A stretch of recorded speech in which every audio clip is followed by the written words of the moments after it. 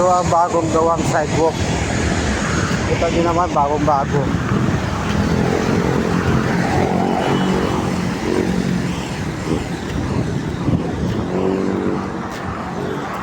Yan, mahaba yan. Kumula yan yun. Ngayon, sinira nila.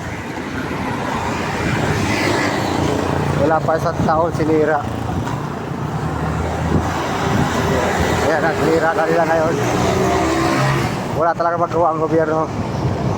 Walang magawa sa pera. Sasayang talaga sila ng pera. Dapat binigay na lang nila sa nila yung pera na sasayang nila.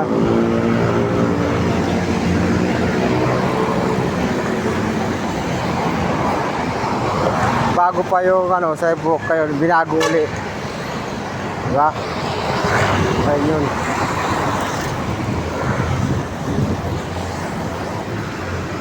Sinira nila.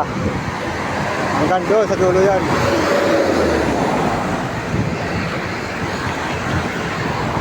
Ganyan talaga ang mga gusto mag-crop.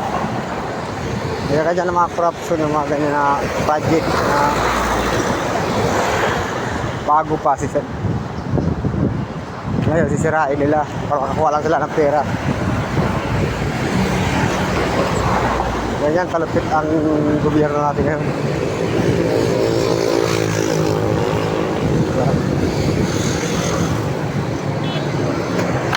Pati yung kalsada nagkasira-sira na nadamay na dahil sa wetning ito. Lagay dito yung wetning.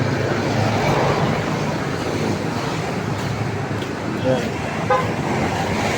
Kasira-sira na yung kalsada dito. Kadamay-damay na.